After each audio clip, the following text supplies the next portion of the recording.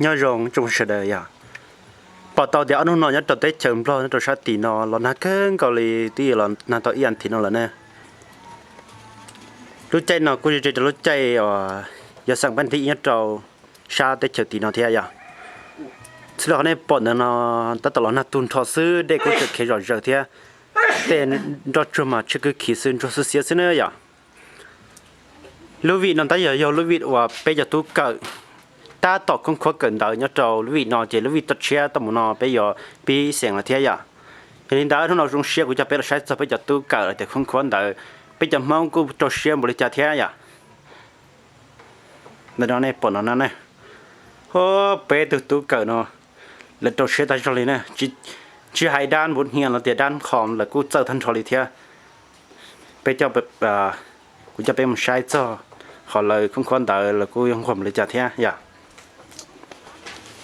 bé tôi khỏi này bỏ nó nè ít lần lúc hòm thia đỡ nhưng đỡ bé vô bé lụt tiền này bỏ nó xưa à nhất là bé sớm mà nhện nó cho tôi xài cỡ cô câu nào là khỏi này bỏ nó thia ít lần lúc hòm nó thia đam thì nó lụt xí rồi thì đam sớm mà yêu cô bỏ cho thia họ sẽ đỡ tiền là cô cỡ tôi rong thia nữa nè nên không quan tâm à chẳng bao giờ không có tiền tiền đi à? Bé con khoan đào mình chỉ. Ok. Yếm ba sẻng nó thia họ yếm ba cho yếm ba mù sẻng hàng kinh nhớ trâu lúa à. Phần thì o giờ ô giờ lên tới thế giờ. Cú sen đào cho đi thia họ yếm ba sẻng thế gì cú sen đào nó có sau mỗi lúc xưa của bỏ chết thia. Ok giờ. Chị anh thì tao muốn nói chị bí sẻng nhớ trâu phần thì giờ. Giờ anh thì tao phải nói chỉ nhớ trâu vật nô sẻng bí sẻng nhớ trâu lúa phần thì năng cầu trâu. Cầu trâu ạ. Nhớ trâu thì cầu trâu đời dây mù dây bé bị sỉnh này nhớ trâu lúc ý lì nó sẽ cầu xa nó. Cả chiếc trâu xia vậy. Sáng đỡ thế. Trời khó đi nè. Thà tao không có biết sao đó chi thế con này. Cũng mà nói cho phát sáng kít, hắn nói cho phi sinh ha hậu không nó cũng sẽ cho chemi này. Chemi thế giờ cô sẽ ấp bé biết sao kít thế giờ. Sẽ tao nói phát sáng kít sẽ nói chỉ cho physics ấy. Sẽ đọc. Và chị sẵn mất cho biết sao đi ạ? Bé sỉnh nhá trơn đời bé nghe nói bé sỉnh khăn xả mà nó bé sỉnh đi cầu visa. Cầu visa ạ. Ok thế. Và chẳng chắn bé nó sỉnh nó mà cho xài kế. Xài kế ạ. Xả là nó cái gì thế phải sang kít. Chẳng chắn shop là bé không nhà shop là. Không có nhà shop là giờ xài kế là một trâu nó khá đi tệ ạ. Ok giờ một sáng nhớ trồng thì cầu trâu văn tràn tụi nên nó giờ xí sợ bị chân nó một sáng liệt thế bé xí nó anh thì cầu trâu nó một số trâu nó anh thì năng gọn đấy là do tiền nhớ trâu trâu nó hoàn pha hẳn chỉ là nó bé sáng ta là chị sáng plau nó giờ sáng plau nó giờ ok sáng plau nó giờ linh đó nhớ trâu họ in nó họ sáng cho biết sao liệt thế in nó bé cho sáng lên đó bé visa chứ bé biết sao toàn nó xưa vậy bé sáng lên đó chứ chị giờ sáng gió thì giờ toàn sáu nữa cũng sáng và bé visa ở office vậy chị giờ toàn lên để sáng visa vậy ý mong bé châu là một châu giờ bé mong bé châu thì bé cho sáng tí visa chứ ok vậy thì sẽ bé lúc xưa là sáng nhất cho toàn lên bé xí lên đó ý số mong là sáng chứ ý số mong là sáng xưa vậy tuần sau nó chỉ bé sáng chứ cho chúng nó bé sáng xưa đâu cần gọi nhất cho sáng kế nữa cho do lên đó ý số mong bé châu sẽ đâu cần kia rồi sáng kế ý xong bé châu xưa vậy cho li chế như ý số mong đó sẽ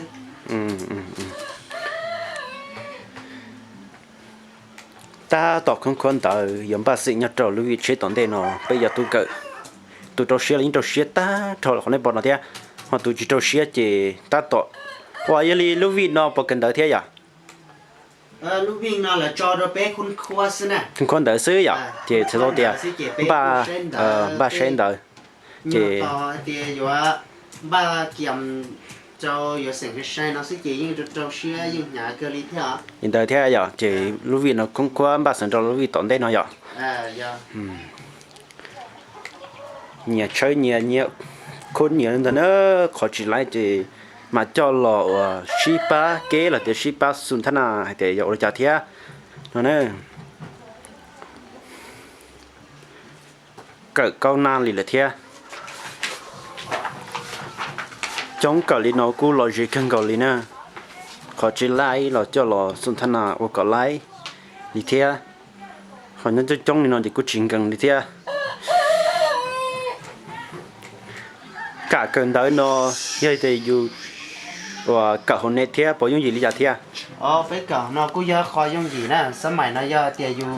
xí internet tên nó là một khuôn khoa họ nó sẽ dùng lấy tàu đôi dùng một cỡ tàu và siêu lò nè siêu mà giờ dù chỉ trong xe dù hay là chuyện cả xe thì sử dụng là xe nó là khi lấy cho nó lâu hợp hô là khi tranh hẳn nè là lấy xong khi lấy một to thêm một tàu đế cha nè nhìn đỡ theo vậy à ok thế khó lấy ở dù chỉ bao dù cái hiện đỡ dù bao mua luôn chỉ gì đó thì thằng cầm sai tàu hôm nay tàu theo mua nó khó tiêu chỉ lấy tiền tàu cho hậu hay tiền tàu chủ yếu dù kinh phát sản kịp tàu sĩ phát sản kịp tàu ra cho hậu chỉ thế li tờ lo ok giờ khó tốn tỏi giờ thì dù kinh phát sản Thái tiền tàu phát sản Thái cái hậu xử lý bé sĩ phát sản kịp xí nè dạ thế thì sẽ tàu thì số chất số giá trị chủ tàu kinh sản kỹ nó thế thì và đen làm trâu đan và còn internet vậy giờ chủ yếu sĩ phát sản kịp xí là hay tiền mỗiตัวท่านน่ะเนยยันนั่งเสียเฉยเนยต่อให้เตียวันนึงย่ออย่าจีเก่งภาษาอังกฤษย่อจอรุ่นโลกเนาะจีใส่เตาเตียอยู่เตียนั่งเนาะจีนึกจีชั่วโมงความหมาย lên đỡ thế dạ ok lên đỡ เตียชั่วๆอย่าคงอย่าร่งอย่าจังจังชับเลยที่ย่อมั่วภาษาอังกฤษย่อจะหาลุ่มเบลภาษาอังกฤษชีเดาเราภาษาอังกฤษที่ย่อเรียนเดย่อจงเตียเต้นน่ะต้องเกิดภาษาอังกฤษก็ย่อขอต้นต่อชับเลยอยู่ ok cho lên đỡ bây giờ tôi kể xuống sự từ dạ thì chúng tôi share được làm sản kitเป็นหลักแล้วที่เป็นต้นต่อเราเป็นสเกตเกิดเท่าจะขอเนี่ยเราตัดสินเอาแค่ด้านแต่เราสิ่งก้าวหน้าหมุนเราหางนี้ให้สถานภาษาอังกฤษจีนนี่สีเนี่ยเราเป็นภาษากลางเนี่ยเราทั่วโลกเดียวใช้หน่อยเท่าถอยอยู่ช้าเลยนะเจ๊กูเราใช้หนังอะไรเดียวเราค้นหาคนหูเนี่ยเราด้านอินเทอร์เน็ตเท่านั้นเดียวเราเชื่อแต่ช่วยเลยไปจอดตู้เกิดmua hai cái thì bây giờ tôi cỡ và hai trong nông để bé à cứ trâu xé cân gọi là thia tôi chỉ nhớ trâu tới chờ nó hai trong nấm lo cứ chụp bao thì là cứ bữa sáng để chờ thế nào tôi chỉ nhớ trâu thì bây giờ mong nè hôm nay bọn nó những trâu xé tại cho đi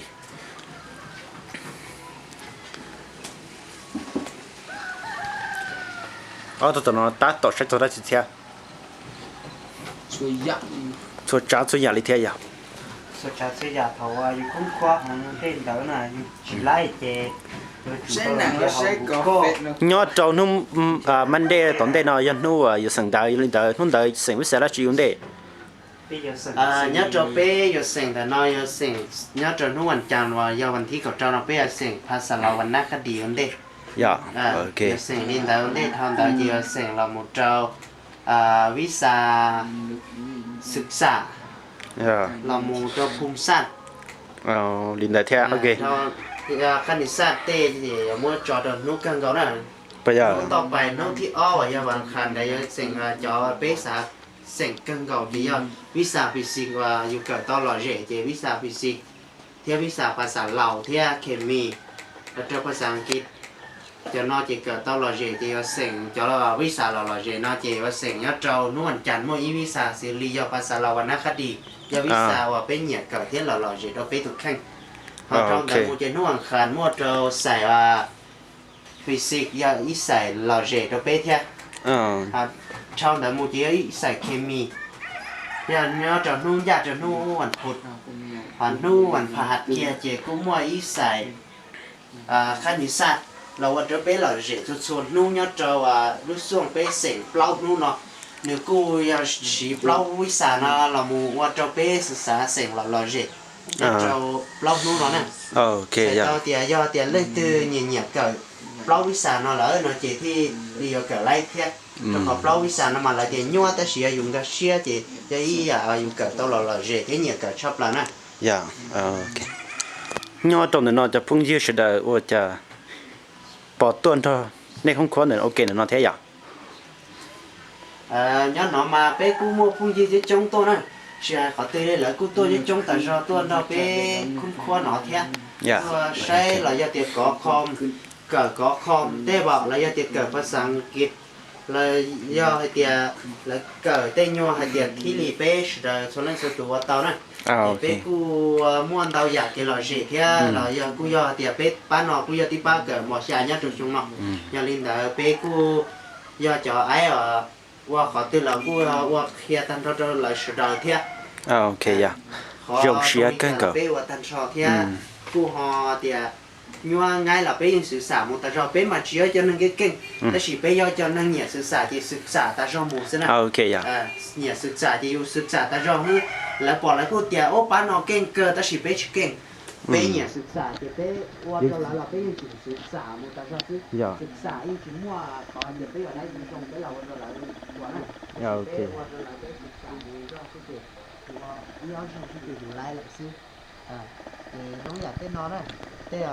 để nó tập nó cái tập sai nó ra sai thì mình nhất là hậu khom nó dạ nó tụi internet dạ nhất là hậu khom nó thì cái ra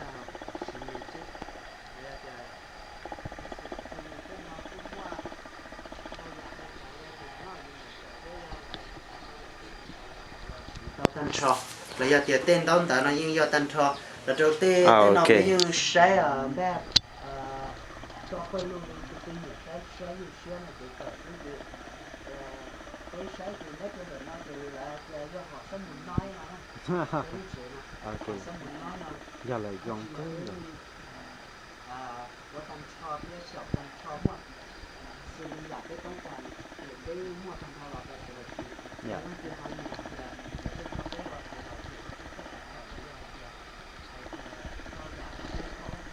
tao chỉ tôi bé sửa đời chỉ cho qua là giờ thì qua phơi là gì đó bé sửa đời xí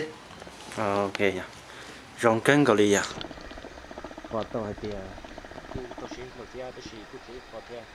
tôi họ nó cho bé chơi nó giờ đánh cái cờ như chuyện đó là hàng lý nữa họ thì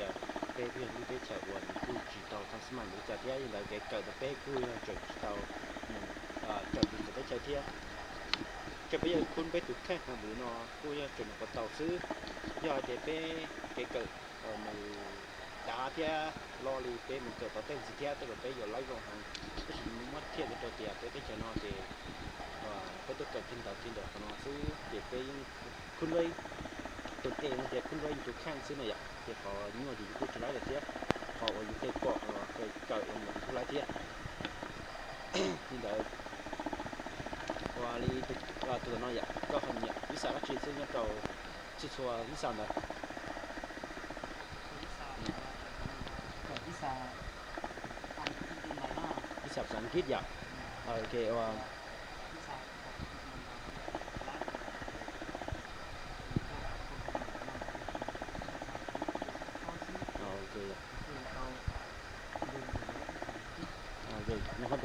ว่าวิสาเกิดเนื้อจองเงี้ยนั่นเราที่ว่าวิสาหลักเดี๋ยววิสาก็อยู่คนเนื้อจอเขาจะยาวภาษาอังกฤษอย่าง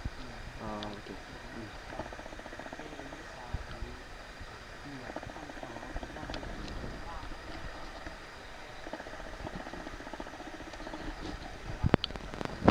dạ ok thì coi như sao tôi thìภาษาอังกฤษเป็นภาษาว่ามีชีหันเป็นอะไรอย่างเดี๋ยวพวกนี้ที่ไหนเจ้า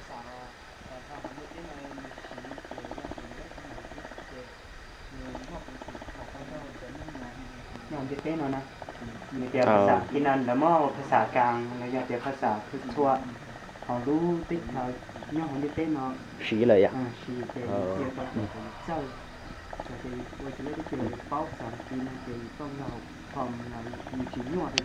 เดี๋ยวเท่าอย่างโอเคเดี๋ยวอย่างว่าก็ภาษาเดียบภาษาอังกฤษนั่นนี่พอยังยั่วโดยสักเกิดเท่าโอ้ว่า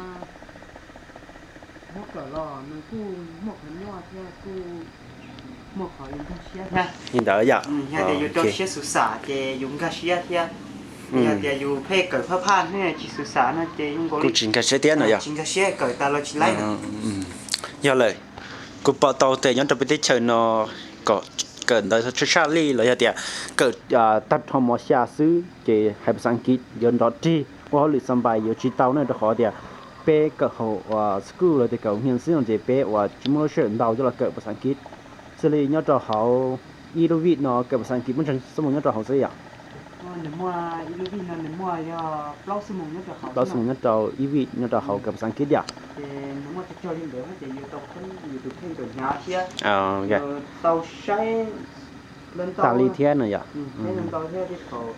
thế thì vô lái nó sai vậy nó là lúc xưa thì yêu tàu cái họ yêu phụ thì yêu tàu cũng có một chơi đó internet vậy lấy nhận lấy cho đây thế có là lúc xưa này ok vậy cho nên đó chỉ bị thi hay để bị cu chỉ tàu lái một đi chợ thế nào cho họ để bị tàu một cỡ sáng đồng sĩ hay để phát lên phát sau có bị tàu cỡ sáng kiến nhất trâu xuân hốt chứ nay bị cỡ nhất trâu vậy và hay yêu vị nó một cái lối một cỡ sáng kiến nhất họ chỉ bị chỉ lái chơi thế hay tàu sáng kiến vậy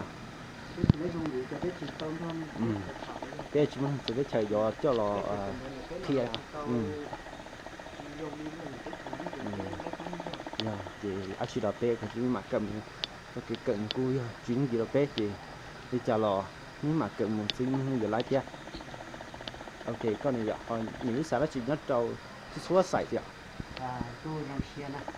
mà tôi cũng nhặt cả sân này mà tôi thấy nhặt cả ta sáng kiến thế giờ ok tôi nhặt cả ta sẽ biết đâu giờ cái chơi sáng kiếm xã tôi thấy chơi gì cái nhặt cả thế giờ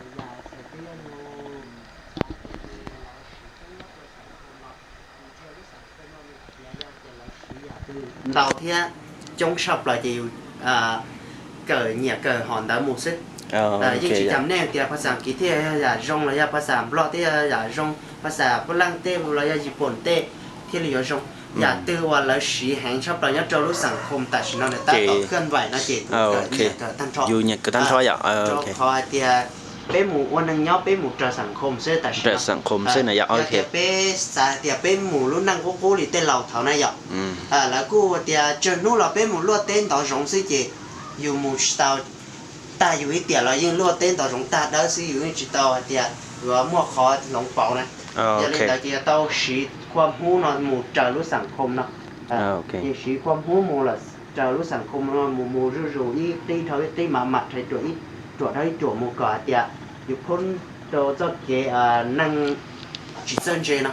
เท่าไว้ตัวนั่งเซนเจแล้วอย่าเดียกับปอนเตาหยาอย่าเล่นแต่อย่าจุดเตาหมูเจอรู้สังคมเจเนี่ยเกิดอย่าภาษาว่าละสีแห่งชอบเลยอย่าเจ้าตัดสินได้สิ ok dạ แล้วอย่าเดียเล่นตัวเขาหมดของสื่อเกิดตัวเตาชอบพออยู่สาเตานั่นแหละให้อย่าจง hay dạ chung dạ ก็พอเดียลูกเดียเต้เนาะเจอยากได้ชื่อเลยอยู่เกิดเตาเม้งๆเรายังจงok rồi đến đó chị sẽ tàu thì như giờ cỡ sáng kiến lạc được thế này nên tàu sọt tôi cỡ để cho ví dụ ở trong cái bộ nó thế chỉ có ví dụ sát còn đây là nó thế vậy những cái sao chi tiết có những cái sao đó chi tiết tụi nó này visa chị đâu thế thì nên tàu vậy ngồi đây visa dùng nhẹ chơi nhé tôi xài nhặt sai vậy đi yo cho visa kê xài kê vậy sang kilo cũng nhẹ vậy dạ chị số tôi có cô nhớ tôi xài kê người hết vậy cho visa kê rồi cũng nhẹ cái đó dạ ok kanisa là yo thì physics chemi thế nào đi tới theo bây giờ thế cho sang kilo cũng yo i visa wa chẳng chấp là chuyện sắp rồi hết vậy chị có cô và hay cho thì cô nhặt cần đâu giờ thế nó sai vậy ok tại vì nó đã cho cái physics thế là cái viết vậy ok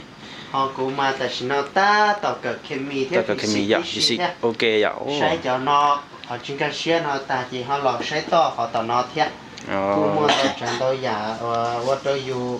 xã tao chỉ cởi im ba phom rồi bên đó dạ khi nhân được cái tao chỉ có chỉ cỡ mà lừa hàng đi theo dạ ok bộ lì nọ địa thế nữa dạ bây giờ phong như cần ok là tiệp bây giờ tôi cỡ nhưng chỉ dùng gì cái thế tôi giờ khốn đi cho nó khốn đi nhấn là dùng nhẹ chỉ dùng khốn một trò lên tàu đi chỉ hay nhau trâu tầm là tiệp internet là dạ là trò thì lì tôi nè sáng đâu dùng sớm bằng cỡ tàu thì mua lúc bằng sự sau lại trong xe cần gọi lý trong Mister cú trong xe cho bé lần chi say rồi thì là bao cho bé cho và tướng sai cỡ nhớ trâu sát thì nó hay tiệp với cô cần đã đi cho thế vậy xử lý cái này bỏ nó nữa vậy ok nên là ở trong tàu thì mình đặt cái xin chi đồ nhớ trong xe đời vậy